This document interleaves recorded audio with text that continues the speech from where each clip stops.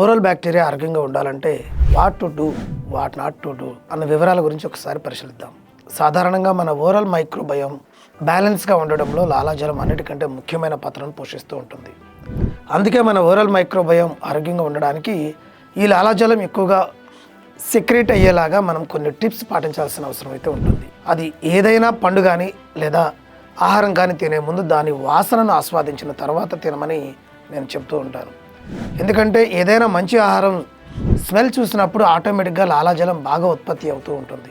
అలాగే మనం తినే ఆహారాన్ని బాగా నమిలి తినడం వలన కూడా ఈ లాలాజలం బాగా ఉత్పత్తి అవుతూ ఉంటుంది.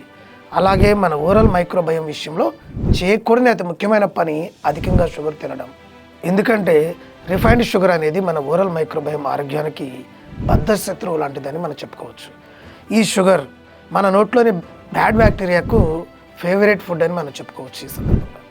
అందుకే ఇది ఎక్కువగా తీసుకుంటే కనుక మన నోట్లో బ్యాడ్ బ్యాక్టీరియా కూడా చాలా ఎక్కువగా పెరిగే ఛాన్సెస్ అయితే ఉంటుంది. కాబట్టి మనం ఓరల్ బ్యాక్టీరియా ఆరోగ్యంగా ఉండాలంటే ఈ షుగర్ను మనం తగినంతగా తగ్గించుకోవాల్సిన అవసరం అయితే ఉంటుంది. అలాగే కార్బోనేటెడ్ డ్రింక్స్ అట్లానే ఎనర్జీ డ్రింక్స్ వంటి కృత్రిమ షుగర్స్ ఎక్కువగా ఉన్నటువంటి డ్రింక్స్ని తాగటం వలన కూడా ఈ ప్రమాదం ఎక్కువగా ఉంటుంది. కాబట్టి ఇది కూడా తగ్గించుకుంటే ప్రయోజనకరంగా ఉంటుంది. ఆరోగ్యకరమైన ఓరల్ మైక్రోబయోమ్ విషయంలో ఒక్కోసారి హైడ్రేషన్ కూడా ముఖ్య పాత్రను పోషిస్తూ ఉంటుంది. సాధారణంగా మనం డిహైడ్రేట్ అయినప్పుడు నాలుక పొడిబారిపోతూ ఉంటుంది. ఇలా అవడం వలన నాలుకపై ఉండేటటువంటి మిగిలిన ఫుడ్ అనేది మన నోట్లోని బ్యాడ్ బ్యాక్టీరియాకి ఆహారంగా మారుతూ ఉంటుంది. అదే సరిపడా నీళ్లు తాగినట్లయితే ఈ సమస్యకు వచ్చే అవకాశమే లేదు.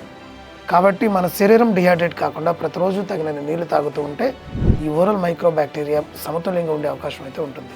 ఇంకా ధూమపానం, మద్యపానం వంటి అలవాట్లు కూడా ఈ ఓరల్ మైక్రోబయోమ్ బ్యాలెన్స్ అవ్వడంలో కీలక పాత్రను పోషిస్తూ ఉంటుంది. అటువంటప్పుడు హెల్దీ ఓరల్ మైక్రోబయోమ్ కోసం వీటిని మానేయడమే మంచిదన్న విషయాన్ని మనం ఈ సందర్భంగా గ్రహించాల్సిన అవసరం అయితే ఉంటుంది. ఈ మద్యపానం, ధూమపానం వంటివి మానేయటం వలన ఓరల్ మైక్రోబయోమ్ విషయంలో మాత్రమే కాకుండా ఓవరాల్గా ఈ హెల్త్ విషయంలో కూడా మనకు అన్ని విధాలుగా మంచి జరుగుతుందని మనం చెప్పుకోవచ్చు. అలాగే ఓరల్ బ్యాక్టీరియా ఆరోగ్యంగా ఉండడానికి రోజుకు 2 సార్లు బ్రష్ చేయడం అలవాటు చేసుకుంటే చాలా ప్రయోజనకరంగా ఉంటుంది.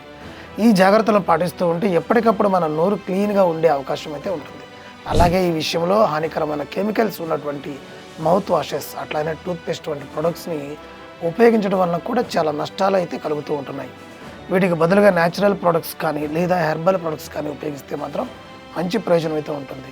ఇక చివరిగా చెప్పేది ఏమిటంటే ఇప్పటిదాకా మనం చెప్పుకున్నవి అన్నీ కూడా పాటించినా కూడా సరైన డైట్ అనేది మన ఆరోగ్యం విషయంలో చాలా ముఖ్యమైన పాత్రని పోషిస్తుంది అనడంలో ఎటువంటి అతిశయోక్తి లేదు.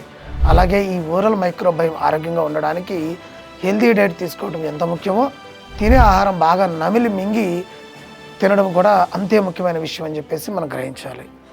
ఇకపోతే ఆహారాలలో కూరగాయలు అలాగే నట్స్ వంటి నైట్రేట్ రిచ్ ఫుడ్స్ మన ఓరల్ మైక్రోబయోమ్ హెల్త్కు బాగా సహకరిస్తూ ఉంటాయి. ఒక విషయాన్ని మాత్రం మనం గుర్తుంచుకోవాల్సిన అవసరం అయితే ఉంది. మన ఓరల్ మైక్రోబయోమ్ అయినా గట్ మైక్రోబయోమ్ అయినా బ్యాలెన్స్గా ఉండాలంటే మనం కూడా బ్యాలెన్స్డ్ హెల్త్ డైట్ అట్లానే బ్యాలెన్స్ లైఫ్ స్టైల్ కూడా మనం అలవాటు చేసుకోవాల్సిన అవసరం అయితే ఉంటుంది. Thank you.